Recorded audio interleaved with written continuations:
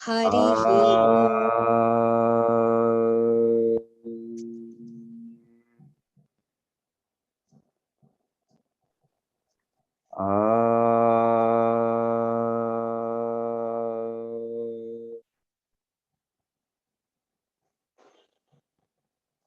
Shri Gurubhyo Namaha Harihi Om. So, Lalita ji, will you do the invocation shlokas? Okay. Yes. अखण्डमण्डलाकारं व्याप्तं येन चराचरं तत्पदं दर्शितं येन तस्मै श्रीगुरवे नमः। अज्ञानतिमिरान्धस्य ज्ञानाञ्जनशलाकया चक्षुरुन्मीलितं येन तस्मै श्रीगुरवे नमः। गुरुर्ब्रह्मा गुरुर्विष्णुः गुरुर्देवो महेश्वरः गुरुः साक्षात् परब्रह्मा तस्मै श्रीगुरवे नमः। गजाननं भूतगणादिसेवितं कपित्तजम्बूफलसारभक्षितम् उमासुतं शोकविनाशकारणं नमामि विघ्नेश्वर पादपङ्कजम्। वक्रतुण्डमहाकाय सूर्यकोटिसमप्रभा निर्विघ्नं कुरु मे देव शुभकार्येषु सर्वदा। या कुन्देन्दुतुषारहारधवला या शुभ्रवस्त्रावृता या वीणावरदण्डमण्डितकरा या श्वेतपद्मासना या ब्रह्मा अच्युत शङ्कर प्रभृतिभिः देवैः सदा वन्दिता सा मां पातु सरस्वती भगवती निःशेषजाड्यापहा। सरस्वती नमस्तुभ्यं वरदे कामरूपिणी विद्यारम्भं करिष्यामि सिद्धिर्भवतु मे सदा। Priya ji, will you do the sankalpa, please?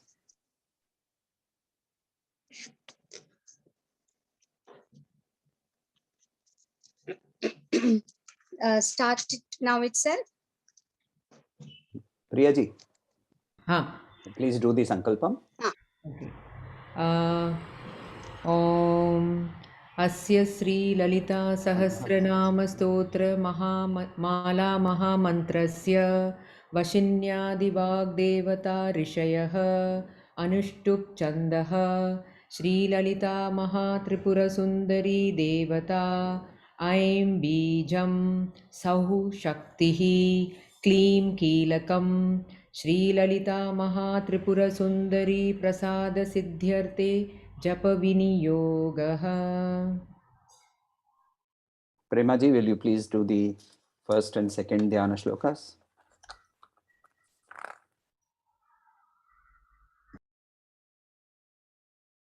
You are on mute, Prema ji.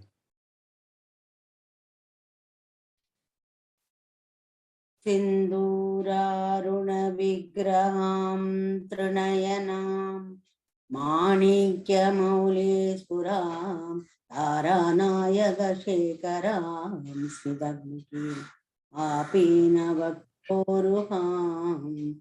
पाणिभ्यामलिपूर्णरत्नचषकं रक्तोत्पलं बिभ्रतीं सौम्यां रक्तगडस्थरक्तचरणाम् ध्यायेत् परामम्बिकाम् करुणाधराङ्गिताक्षीं हृदपाशाङ्कुशपुष्पबाणजापाम् अणिमादिविरावृतां नित्येव विभावे भवानी ध्यायेत् No, we'll start. We'll do that. We'll do that together. So the third shloka. Now, the Lalita Dhyana shlokas, there are 4 shlokas. The third shloka is the one which Premaji was starting. Dhyayet Padmasanastham. I sent the photograph of from my book today. So we will look at that shloka. And again, as I have always mentioned, Dhyana shloka, you can use any one of the Dhyana shlokas. You can use all 4. The point is, this is to create an image in our mind, because our mind cannot accept something which is infinite. Our mind cannot accept something which is blank. If I ask somebody to say, concentrate on the space, so it becomes impossible for somebody to concentrate on space. We will want a cloud to come in the space, and then we will look at that cloud. So our mind is like that. So because of that, in her divine grace, she herself describes herself, because this stotra has come from her. Vag Vadini, Vag Devatas are the Rishi. So, and it has been transmitted from her to Hayagreeva, who is an avatar of Vishnu. And from there to Agastya, who in some traditions is treated as a Saptarshi, which means he is a student of Shiva. So you look at how everything is united in the ultimately in that Parabrahman. Whether that Parabrahman you call it Devi, whether you call it Vishnu, whether you call it, so in the Vedas, they very clearly say that the truth is only one. Vipra Bahuda Vadanti. Those who are wise, they praise in many ways. Now, when they see very clearly, the Vedas are saying those who are wise, they praise in many ways. You and I, when we are not wise, so when we praise, we say, no, this is my Devi, and she is supreme. Your Vishnu is useless, your Allah is useless, your Christ is useless. Ekam sat vipraha bahuda vadanti. Vipra is the person, the wise person says all of them are equal, but I want a form. I want a rupam. And who better form than the most beautiful form in this entire universe, which is of the Divine Mother. So again, another thing that we look at is, quite often I hear a description of Nishkama Karma being described as the love of a mother. Please, there are some mothers in this group, and please don't take it otherwise. But mothers also, on this earth at least, mothers also don't have Nishkama Karma. They expect love back. They expect respect back. They expect that when they become old, the child will take care of them. There is an expectation. From her, there is no expectation. She expects nothing. She just is. She is the mother. That's all. So, therefore, with that, we will see that reflected in this particular Dhyana shloka as we will go along. Dhyayet padmasanastham vikasita vadanam padmapatrayatakshim. Dhyayet padmasanastham vikasita vadanam padmapatrayatakshim. Please repeat one by one. Premaji, will you start? Dhyayet padmasanam vikasita Padmasanastham. Dhyayet padmasanastam vikasita vadanam padmapatraya dakshi. Okay. Perfectly right. Priyaji? Dhyayet padmasanastam Padmasanastham. Padmasanastham. Dhyayet padmasanastham vikasita vadanam Padma patraya takshi. padmapatraya takshim. Dhyayet padmasanastam vikasita vadanam padmapatraya takshim. Correct. Lalita ji? ध्यायेत् पद्मासनस्थां विकसितवदनां पद्मपत्रायताक्षीम्. Correct. Sharda ji, I would like your video to be on if possible. Okay, she has vanished. This happens in my other classes also. When I do corporate classes, when I call out somebody's name, that person vanishes. So, so I think it is. I have a magic power to make people vanish. So I wish I could make myself vanish. So next line. Hema bham pita vastram karakalita lasat that word is a little confusing, so be careful here. Hema bham pita vastram karakalita lasat hema padmam varangim. Hema bham pita vastram karakalita lasat hema padmam varangim. I'm repeating. Hema bham pita vastram karakalita lasat hema padmam varangim. Premaji. Hemabham Pitavasram Karakalithalasat Hema Padmam Varangim. Good. Priyaji. Hema Padma. Sorry. Hema Hema Bham. Because I'm not wearing my glasses. I could make out. Yes. Hema Bham Pitavastram Karakalithalasat Hema Padmam Varangim. Very nice. Lalita ji. हेमापां पीतवस्त्रां करकलितलसत् हेमपद्मां वराङ्गीं. All right, beautiful. Next line. So this is the full line. Dhyayet padmasanastham vikasitavadanam padmapatrayatakshim hemabham pitavastram karakalithalasat hema padmam varangim. I'm repeating. Dhyayet padmasanastham vikasitavadanam padmapatrayatakshim hemabham pitavastram karakalithalasat hema padmam varangim. Next line. Sarvalankarayuktam satatam abhayadam bhaktanamram bhavanim. Sarvalankarayuktam satatam abhayadam bhaktanamram bhavanim.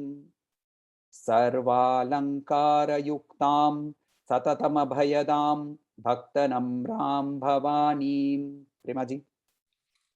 Sarvalankarayuktam Sadadam Abhayatam Bhaktanamram Bhavani. Excellent. Priyaji. Sarvalankarayuktam Satatam Abhayadam. Satatam Abhayadam Bhaktanamram Bhavanim. Very nice. सर्वालङ्कारयुक्तां सततं भक्तनम्रां Bhavani. Can you do it again once? I lost you in the middle suddenly. सर्वालङ्कारयुक्तां सततं अभयदां भक्तनम्रां Bhavani. Okay. Now, I have one doubt. yes. Sarva alankara we should say or sarva alankara? Correct. Sarva alankara, because it is a sarva yukta alankara. Sarva alankara. When two a's meet, it becomes a. Sarva alankara. Sarva alankara. Similarly, where you see satatam abhayadam, two words. But when we are chanting, we put it together. Sarva alankara yuktam satatam abhayadam. The a is clear, but you have to say it together. Satatam abhayadam. Don't pause. No microsecond pause also. So, sarvalankara yuktam satatam abhayadam bhaktanamram bhavanim. Next line. Shri Vidyam Shantamurtim Sakala Suranutam Sarva Sampat Pradatrim Sarva Sampat Pradatrim. So, be clear there. Sarva Sampat Pradatrim. Don't say Sarva Sampata. There is no, it's a half the. Shri Vidyam Shantamurtim Sakala Suranutam Sarva Sampat Pradatrim. Shri Vidyam, and not Sri, Shri. Right? Being very clear with that Shri has to come. Shri Vidyam Shantamurtim Sakala Suranutam Sarva Sampat Pradatrim. Premaji. Shri Vidyam Shantamurtim Sagala Suranutam Sarva Sampatradhatrim. Excellent. Priyaji. Shri Vidyam Shantamurtim Sakala Suranutam Sarva Sampat Pradatrim. Shri Vidyam Shantamurtim Sakala Suranutam Sarva Sampat Pradatrim. Sharda ji, if you are still there, or will you vanish?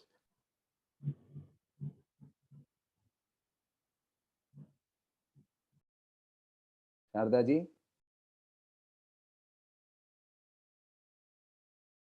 Okay. So now the full shloka. Sorry, second last two lines.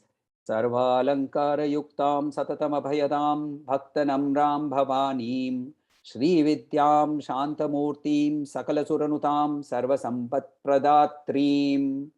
Now, the Shri Vidya, Devi Upasana, has a very special place in terms of how we are as human beings.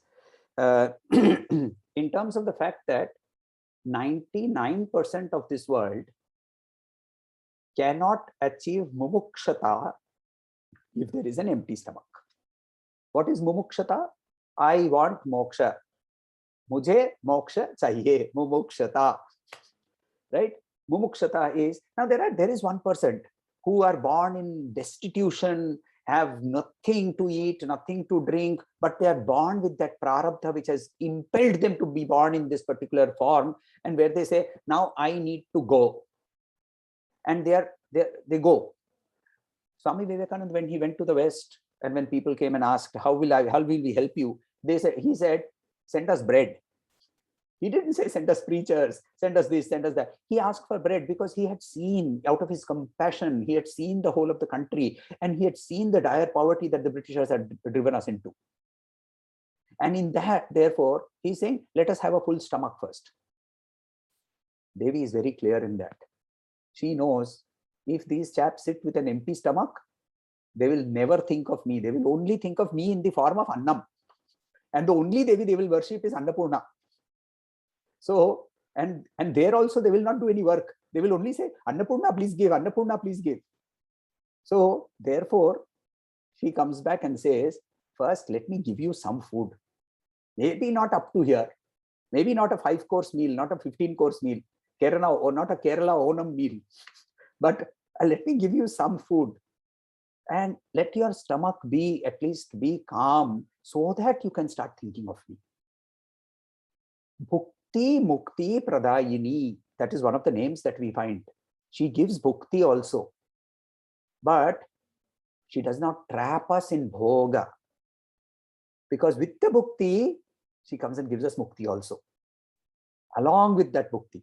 So that is why, let us see the description one by one. Dhyayet, which means I think of, I am meditating on. Padmasanastham. Now, she is sitting. Padmasanastham, situated on. Astham, situated. I am chairastham. Laptop is table astham. Right? Similarly, she is Padmasanastham. So she is sitting on Padmasana. Or another way of looking, she is sitting in Padmasana. She has folded her legs and she is sitting in Padmasana. Both meanings are relating to yoga. Yoga practice. Right? What is the yoga practice? The first yoga practice is to say, Sukham Stiram Asana. Patanjali says. Right? And I think in the first sutra itself, in the second line of the first sutra, he says, Sukham Stiram Asana, or Stiram Sukham Asana. I don't remember. I've not got Patanjali by heart. So Sukham Stiram Asana. What is that? That in which you are stable and you are comfortable. That is asana. So when you do Shirsasana, it is called an asana, but that is not the asana from the yogic perspective. It is Hatha Yoga. It is necessary, but it is Hatha Yoga. So all the asanas that we do, Chakrasan, Mayurasan, this asana, that asana, Vajrasan, Matsyasan, all these asanas, these are only meant to make your body supple enough to be able to sit in one place in sthira form. Sukham Sthiram. Of these, the highest, where the spine remains absolutely erect, is Padmasana. For those of you who can actually still sit in Padmasana, then you try it. You sit in Padmasana and try to bend your back. You will find that bending the back is very uncomfortable. Sitting straight is extremely comfortable. Then the next, he says, the Bhashyakar on Patanjali Yoga Sutra says, the next asana is called the Siddhasana. You can look up all these asanas in on Google, right? The next is, third is Ardha Siddhasana, and the fourth is Vajrasana. These are the only 4 asanas for meditation. Any other asana in which you sit is not truly an asana for meditation because it does not hold your spine erect naturally. So when we are saying Padmasanam, Dhyayet Padmasanastham, we are saying that she has reached the pinnacle of yoga. She is using the best possible form of yoga. She is sthira and she is in sukha. She is comfortable and she is sthira. In another aspect, when she sits on a Padmasanam, when she sits, Lalita ji, don't try Padmasana just now.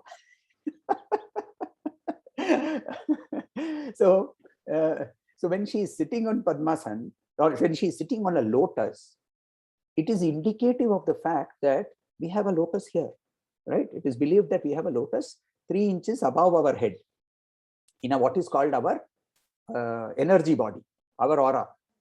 In that, there is a chakra called the Sahasrara chakra. She sits above the 6 chakras. Shat chakro paristhita, which means she sits in the 7th. Right? So Shat chakra, 6 chakras are in the body. She sits on the 7th, which means she is sitting on the Sahasrara. She is the goal for all the yogis. For anybody who wants union, she is the goal. Now, people say, oh, but in Sahasrara, actually, it is only Shiva who is sitting, and then Kundalini is the female form, and that goes up. I have to quote then, therefore, Sri Ramakrishna Paramahansa. One day, Sri Ramakrishna Paramahansa was putting a janev, a sacred thread, on the Devi's image. So he was putting the sacred thread. And one of the attendants over there, or one of these other people over there, they came and said, "Arey, how are you putting a sacred thread? She is a woman." Sri Ramakrishna turned and said, "Oh, I am so glad that you found that out. I have been trying to find out whether she is a man or a woman. I have not been able to discover that." So he was obviously being sarcastic. But the point is, those divisions don't exist. Sri M in his book, in one of his interviews, says, you met Sri Devi. Sri Devi is apparently Sri Guru Babaji's sister, has been defined as her sister. And he says in that interview, he was not born out of a human body, then how can he have a sister? It is nothing. They are both the same. It is just that one is a female manifestation of that energy, other is the male manifestation of that energy. And that is why we put them together and we say Ardhanarishwara. Right? So here Padmasanastham means 2 things. Either she is a very adept practitioner of yoga, so she is teaching us. On the other, she is also the goal. In the Purusha Sukta, very clearly it is said, the Purusha is the means and the Purusha is the goal. So same way here, she sits on a Padmasana to reach the Padma on the top of the head. Vikasita Vadanam, Vikasita, full blown. Vikasita Vadanam, like a full blown lotus or like a full blown moon, like a full moon. And whenever we see a full moon, there is a beauty in that arises automatically in our hearts. So that is what she is being described. And yet further, he goes on and says, Padmapatraya Takshim. Padmapatraya Takshim. Padmapatra, the lotus leaf, her eyes are shaped like the lotus leaves. In Kambaramayan, I have not obviously read the Tamil version because I don't read Tamil, but it's a very beautiful description where Shri Kamba says that first time I am seeing, he says this through the mouth of, I don't remember. He says, the first time I am seeing that there are 2 lotuses growing inside a lotus. When he is describing the face of Ram, Ram's face itself is like a lotus and his 2 eyes are like lotus. So he says there are 2 lotuses inside a lotus. This is the first time I'm seeing something so miraculous. Padmapatraya Takshim. Hema Abham. She is golden colored. Abha. The word Abha, you may have found there may be some of your friends who may be named Abha, or you may have heard that name Abha. Abha means to glow. The word Bha means light, right? Bhaskar. We have heard the word for Surya. We use the word Bhaskar. Bhanu. Similarly, so Abha, same root. Bha means to glow. Hem Abha. Hem means that is gold. Hem, the word hem here is gold. In Shri Suktam, which is a part of the Vedas, she is described as Hiranyavarnam Harinim. Hiranyavarnam. She is Hiranya. Hiranya means again gold. Hiranyavarnam. Now, Shri Suktam, people think it is only in favor of Lakshmi. No, no, no. Shri is a very big word. And when we look at later on, when we look at the Sahasranamam itself, the first word is Shri Mata. So the first word Shri Mata, we will have to possibly spend one session only on that one name. Later on, we will do other names a little faster, but Shri Mata has to be understood, right? So we will explain, we will get into that explanation later. Pita Vastram. Now look at her color, beautiful color. She is golden herself, and her clothes are also yellow in color. So imagine this in front of you. You have a very beautiful woman standing in front of you who is glowing and is wearing clothes which are also glowing. Hema Abham Pita Vastram. Karakalita Lasat. There are two meanings here. One is that her hands and her legs, her movement is neither too fast nor too slow. She is moving gracefully. Another means of saying that she is holding something in her hand. What is she holding? Hema Padmam, golden lotus. Golden lotus Varangin. So here she is decorated with golden lotus. She holds a golden lotus in her hands. Sarva Alankara Yuktam. Sarva Alankara Yuktam. Decorated with all the ornaments. Now, not only ornaments. Here with all decorations. Alankara, the word means decorations. So she is bedecked with flowers. She is bedecked with ornaments. She is bedecked with jewelry. Now, why should a deity be bedecked with jewelry? Because she has to give it away. She is holding it for you to go there and she is ready to give. Depending on what you are, how big your hands are, she will drop things into your hands. So she has to wear them, right? She has to hold them. So she is showing you that she has all of this. Please come to me. You want this? Here, take. Sakala Sarva Alankara Yuktam. Satatam Abhayadam. Satatam, always. Abhayadam. The Vedas keep on declaring this. The Vedas keep on declaring that you see, there is a difference between the Abrahamic religions, and I'm not denigrating the religions. Please, every religion has its own place. But specifically, those three religions, they start from a point of view of saying human beings are sinners, and therefore we need mercy. We are sinners and we need mercy. Swami Vivekananda protested against this, and he said, why should I keep on saying I am a sinner, I am a sinner, I am a sinner? I am a child of the Vedas. I am immortal.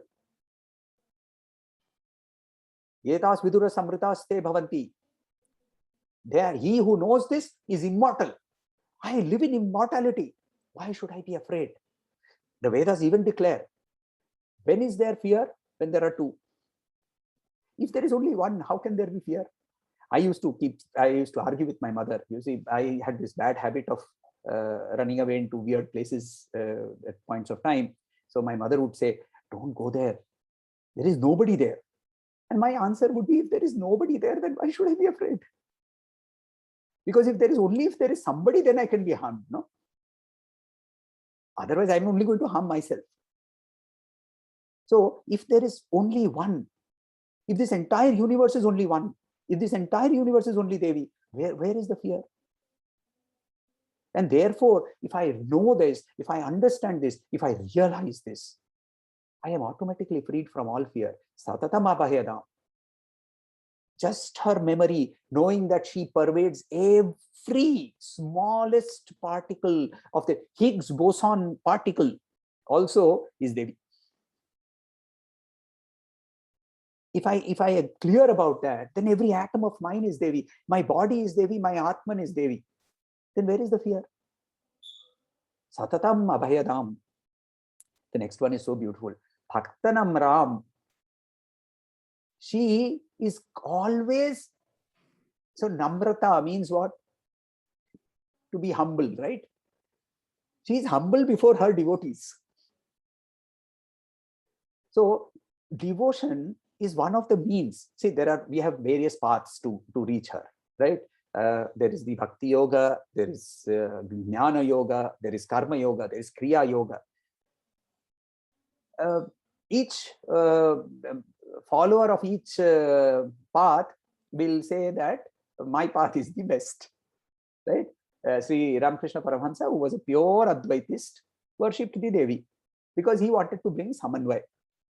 So when he is trying to bring Samanvay, he is doing Bhakti Yoga also, and he is doing Karma Yoga also, and he was doing Jnana Yoga also. He was a pure Advaitist. You should read an essay, a speech rather, by Swami Vivekananda on, it was called My Master. It was one of the speeches given during the Chicago Parliament, where he talked about his very rare speech. Very rarely he would talk about his master in public, and he has spoken over there. So there, sorry, he says, sorry, not there. So we look at Bhakti. Sri Chaitanya Mahaprabhu was the incarnation of Bhakti.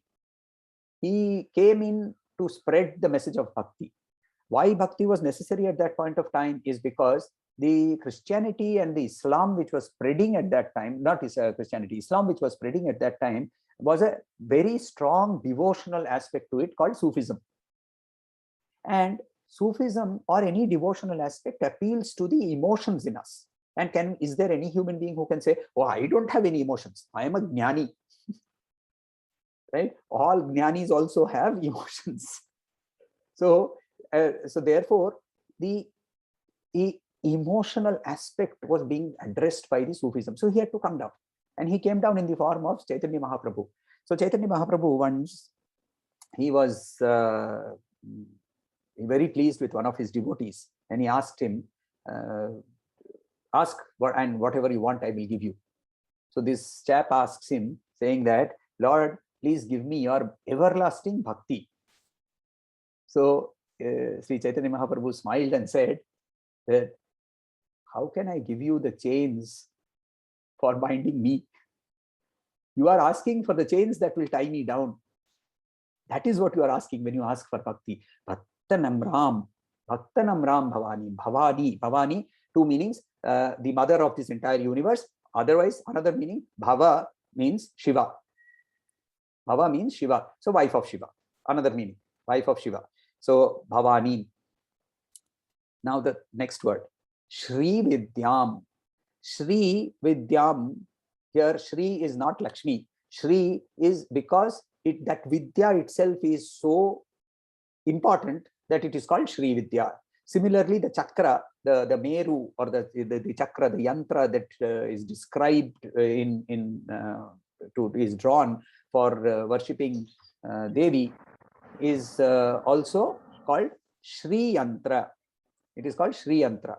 So Shri Yantra, so one of my friends asked me that you call it Shri Yantra, so is it Lakshmi? So Lakshmi is only an aspect of her. Shri is a large word. We will look at that later. But Shri Vidyam, the Vidya itself is Devi. Now there is a whole school of Upasana called Shri Vidya. So multiple meanings here. Vidya meaning knowledge. Shri Vidya meaning the highest knowledge.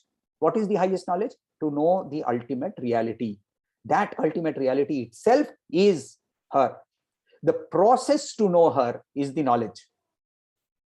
So the goal, the means, and the process, everything is her. That is Shri Vidya. That is where when we do Shri Vidya Upasana, then you actually, when you draw out that triangles and when you go inward towards that bindu, that is how that process happens. There is no, by the time you reach that bindu, there is no form, because everything has merged into unity. Shanta Murti. This does not require explanation. Right? At the end of every puja, we say Shanti, Shanti, Shanti. Ultimately, of all things, peace is the highest desirable thing. Why is that highest desirable? Because when you have Shanti, which basically can happen only when Kama and Krodha have been destroyed. Kama and Krodha have been destroyed. In today's Bhagavad Gita class, we have a whole lecture only on Kama and Krodha. We are only going to talk about Kama and Krodha over there, because that is what Sri Krishna talks about. And only when Kama and Krodha have gone away, when the Shadripu, the Kama, Krodha, Moha, Lobha, Mada, Matsarya have gone away, that's the time when you can get Shanti. So Shanta Murti, she is devoid of all these vikaras. Sakala Sura Nutam. Sura here means, now be careful. If you say Sura, it may turn out to be Sura, which means basically alcoholic drink. So the U has to be short, right? Please don't make it long. Completely different meaning. So don't make it Sura. So Suranutam, Sakala Suranutam, all the devatas worship you. Now, what is this devata? So from the Advaitic viewpoint and from Gurudev's viewpoint, Sri Swamiji, Pujya Gurudev Swami Chinmayananda, he says that Deva means, comes from the root word Diva. Diva is to shine. That is why we say Devata, shining being. He is a shining being. If he is a shining being, he is a Devata. How do I see? There is a ball, yellow colored ball lying right in front of me. How am I seeing it? I am seeing it because there is a light being reflected on it, light coming onto it. Then it is reflected. I have eyes to see it, and then it is registering. I have three things that are happening. How is this possible? It is possible because there are one, I have a sense organ called the Indriya, called the Chakshu, eye. And it is using the sadhan called light. So when Gurudev describes this, he says devatas basically mean the sense organs and the organs of action. The organs of perception and the organs of action. Jnana Indriya, Karma Indriya. 5 Jnana Indriyas, 5 Karma Indriyas. These are the devatas. Our Vedas very clearly knew that. They said that the devatas of the eyes is Surya. Now, without Surya, can you have light? Any light, that even the electric light, ultimately you can trace it back to Surya. Chandrama is the mind. Chandrama manaso jataha, Purusha Suktam. Right? Purusha Suktam says Chandrama. And we all know, right, that the mind and the moon are very well connected. There are so many tracked histories about psychological problems arising larger during the periods of Paurnami and Amavasya. Not here, in the US also. They have tracked this. They talk also of the werewolves and vampires coming out during full moon. So that is because the mind gets disturbed or calmed down during the Paurnami. Why do we do Paurnami processes? Every tradition has Paurnami process? Because the mind, being a very large culprit of causing a lot of problem, you need to do something and link it with something. So mind, moon, hands, Indra, stomach, Agni. See, very clearly they are all very related, right? So the devatas exist in our body only. Sakala Suranutam, it means all your sense organs and all your organs of perception and action, they are worshipping her.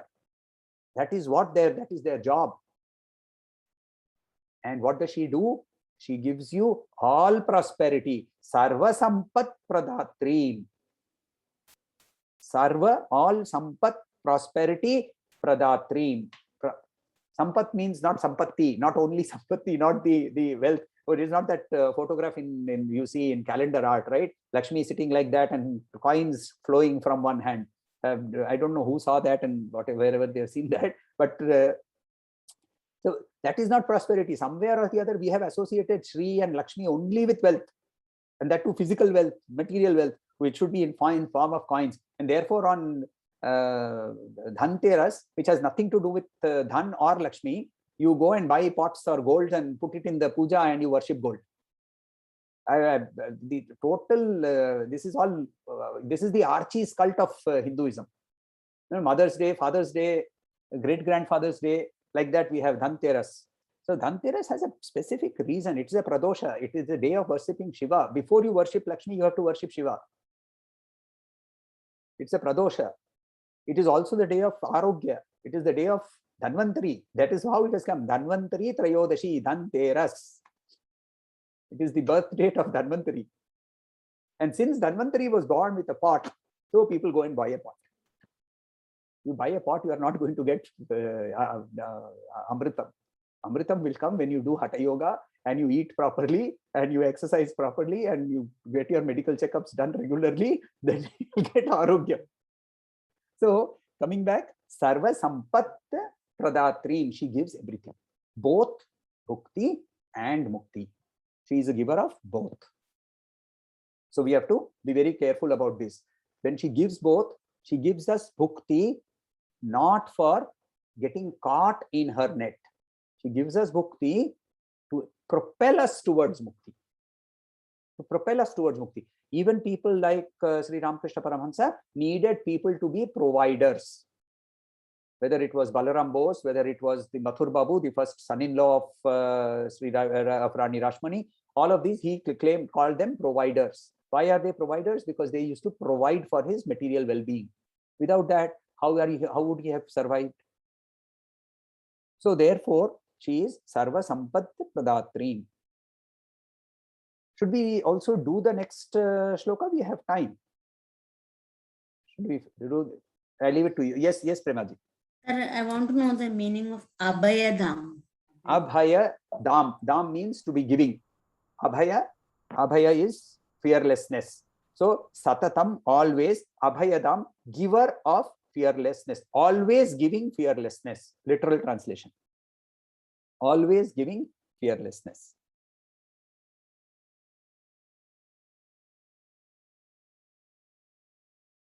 So, no, let us. That is giving courage. Okay, so you have to understand from the Sanatana Dharma perspective that the lack of one thing does not naturally mean the other.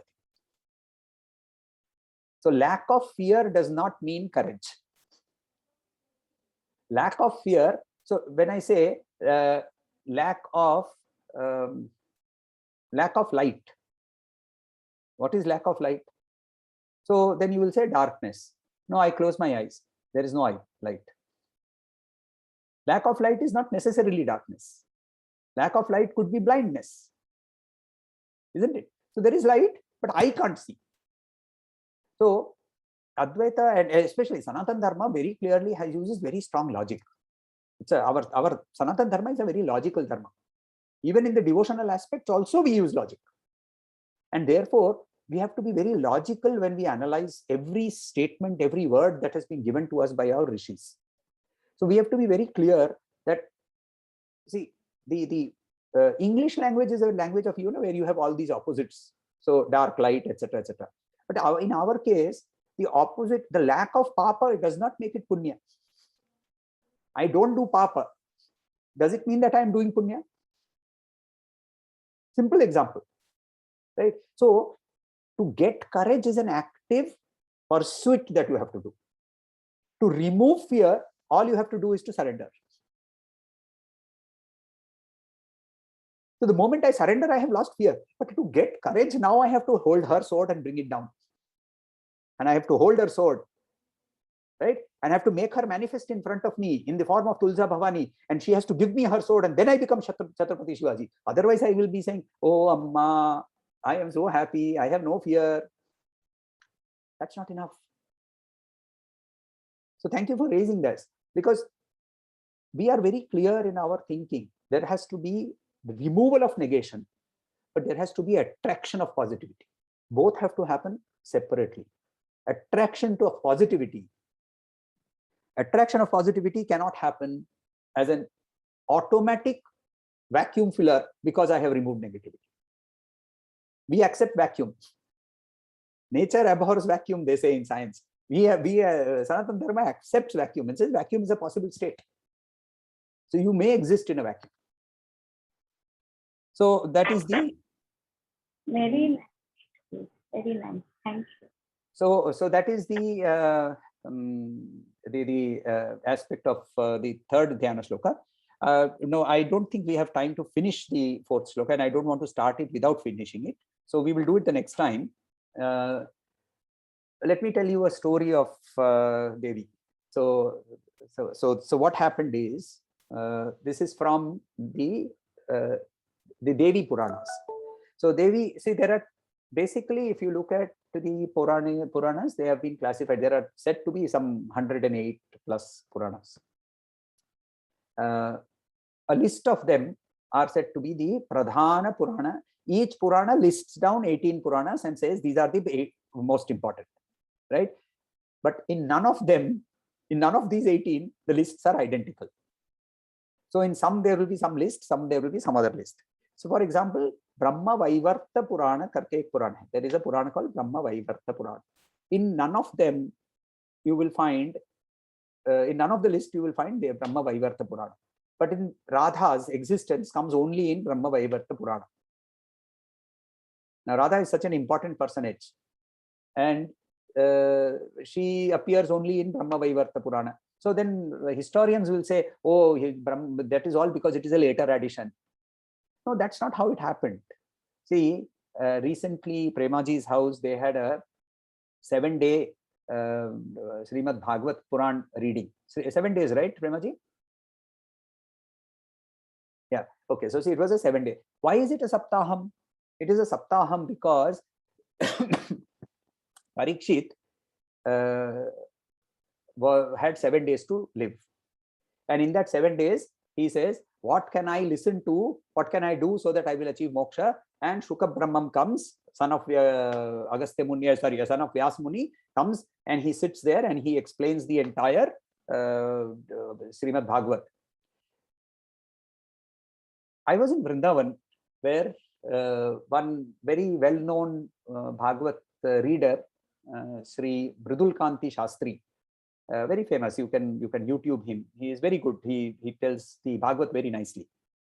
There was a Bhagavatam of his going on, and I happened to be part of that in terms of sitting over there and listening. Suddenly, one doubt came in my mind, and after the session was over, I came out and I asked my friend, who is a Goswami. I asked him, the entire Srimad Bhagavat has not a single mention of Srimati Radha. Nowhere. Only once in the 10th chapter, there is a mention that he goes away with a special gopi. No mention of the name. He goes away with a special gopi. That's all that is mentioned. Right? So this Goswami friend of mine, he gave us such a beautiful example. He's a beautiful explanation. He said, who was Sukabrahma's guru? Not his father. He ran away from his father because his father was married. He said, I don't want to be married. I don't want to get into samsara. So he ran away from his father. So who was his guru? So he said, this friend of mine, his name is Purushottamji. Purushottamji tells me that Sukabrahma's guru is Srimati Radha. Srimati Radha taught him Srimad Bhagavat. The problem with Sukabrahma was, in his love for his guru, if he mentioned the name Radha, he would go into samadhi for 6 months. And he had only 7 days time. So for the entire 10th chapter, where Radha should appear and should become so important, he consciously avoids the mention of her throughout the entire Srimad Bhagavat. Radharani is another manifestation of Devi. Everything is a manifestation of Devi. Karanguli Nakotpana Narayana Dashakratehi. She, out of the nails of her hands, she manifested the 10 avatars of Vishnu. That is her power. Srimati Radha is also just that. You should go to Vrindavan. You should experience her. In Vrindavan, you don't experience Krishna. You experience Radha. Even the rickshawala says Radhe Radhe. When he asks you to move out from the road, he says Radhe Radhe. So it is one of the most wonderful places that I have experienced. For me, going to Vrindavan, I go inside with a car, but I leave my chappal in the car. I don't wear a chappal in that entire holy place. It's an amazing place. We have some Vrindavan mitti at home. It's used whenever anybody falls ill. So that is the power of Devi from Vrindavan. So people say Vrindavan gaye, Banke Bihari ko dekha. Banke Bihari ki murti itself is half Radha and half Rani, half Krishna. Swami Haridas found the two images and he held them together and they merged. And they became Radha Krishna. We see it only as Krishna, but if you go very closely and you observe, they have dressed one side as a woman, they have dressed the other side as a man. So Devi manifests in so many ways. There is a dialogue that comes between Shiva and Vishnu and Devi, where this is in a place in somewhere in Kalika Purana, where in Kalika Puranam she says that you guys have only some 1,000 names. Every name in this universe is my name. So even your names are actually my names. And both of these people, chup chap, they go away from there saying, no use fighting with her. So one of the stories that comes from, so most of these Puranas are divided into three parts. Brahma Puranas, Shiva Puranas, and Vaishnavite Puranas. So Shaiva Purana, Brahmi Purana, and Vaishnava Purana. But there is a third set of Puranas which are not included in this list of 18, which are called Devi Puranas, in which there is the Srimad Devi Bhagavatam, Devi Puran, Kalika Puran, Brahma Vaivarta Puran. All these come under that category. In one of these Purans, there is a story, beautiful story, where we have heard the story where Sati wants to go to her father's place for doing the yagya, and then she goes there and she has to be self-immolated and all that.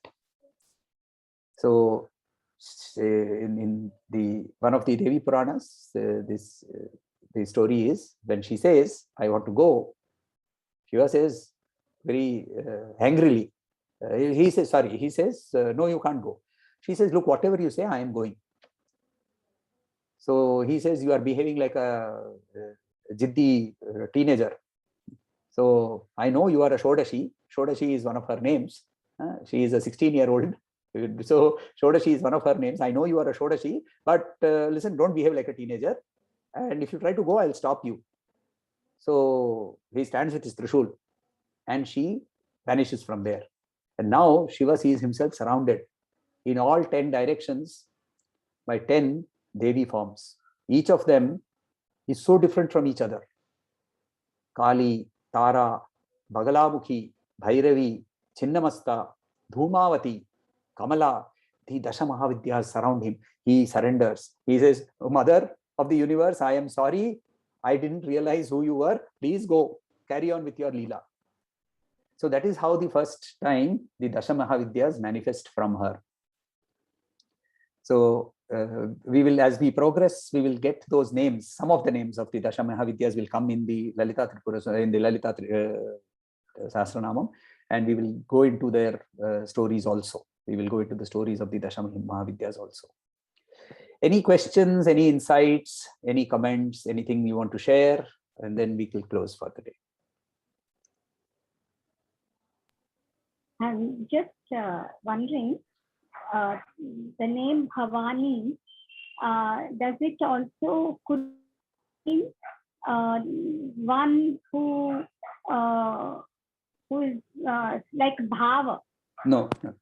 It is not Bhavani, it is Bhavani. Bhava is existence. Bhava is existence. Bhava is Shiva. So either you can say she is mother of all existence, or she would say she is the female form of Shiva. Not Bhavani. Then that word would have been Bhavani. Although I from a Sanskrit perspective, Bhavani cannot exist. The word would have been Bhava. She who has Bhava is called Bhava. That is how the Sanskrit grammar would have worked. Yes, any other questions? Any doubts? Any other thoughts? Please practice, and as usual, please send the shlokas.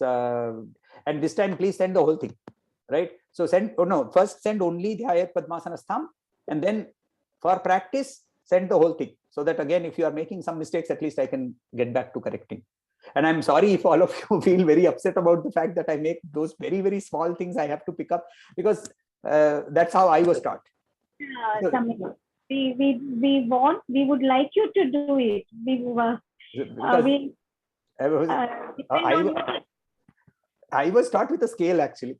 So every time you make a mistake, you get topped. Not very hard, but yes, you would get a little bit of a tap. So No problem. That's why we are getting this next. It's so really, it's so interesting. Hari Om, Hari Om. So basically, for those of you who are attending both the lectures, you will see me in different forms. Over there, I am doing something. My whole attitude, lecture, the whole way I speak becomes different. Here, it is completely different because it's all her. Once I reach her, so obviously I'm not like Sukha Brahma where I can say just mention her name and I go into Samadhi for 6 months. That hasn't happened. Hopefully, it will at some point of time. But her name brings tears into the eyes anytime. Anna, can I ask a totally different type of question? Yes, of course. I have a little problem in the sense, anytime for anything, whether it is the class or Japam or whatever I sit to Parayanam, anything, the sitting is a problem in one position. I have to keep on changing the posture. Even in a chair? In the chair also, sometimes I'll be putting my feet down like this, then I'll be keeping straight. Then two things I can suggest. I don't know if it will work with you. The first is get a lumbar support. Get a lumbar support. It's available on Amazon. You can type lumbar support. You can also go to a website called QI Spine Clinic. QI Spine Clinic. They have, incidentally, they possibly, I think the clinic is very near Priyaji's house, somewhere in the Raheja complex in Powai. They have a variety of lumbar supports which you can affix to your chair so that your posture will be back neutral. The other thing is get a small footstool, or if you don't have a footstool, just put a cushion underneath so that your legs are parallel to the ground. Most probably your legs are at an incline. No. They're parallel, slow stool kind of thing where my leg is, my knees are parallel. My thighs are parallel to the ground. Okay. So, if it is already parallel and you're still having a trouble, change it. Change to see if you make it a little higher, you can sit. So put a cushion and make it a little higher, or make it a little, experiment a little bit.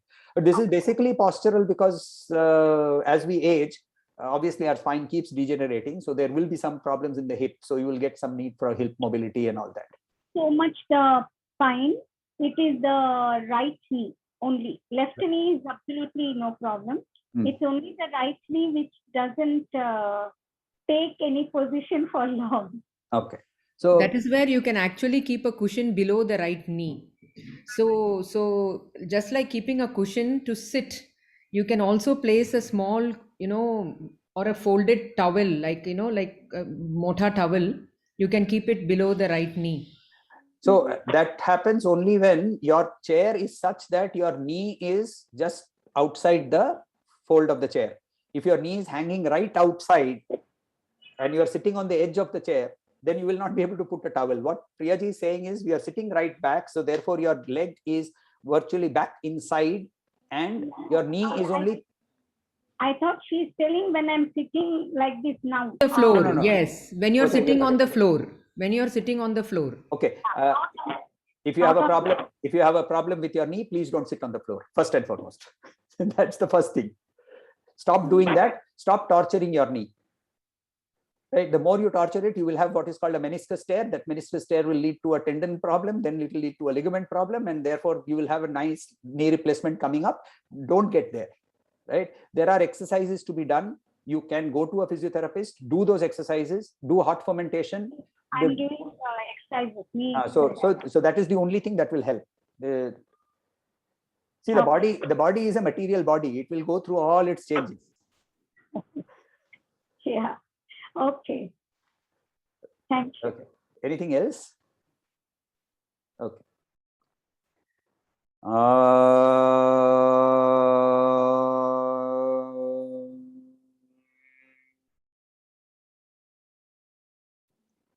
Shanti, Shanti, Shanti.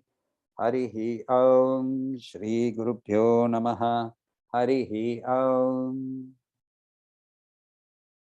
Thank you so much. I have to thank her and you.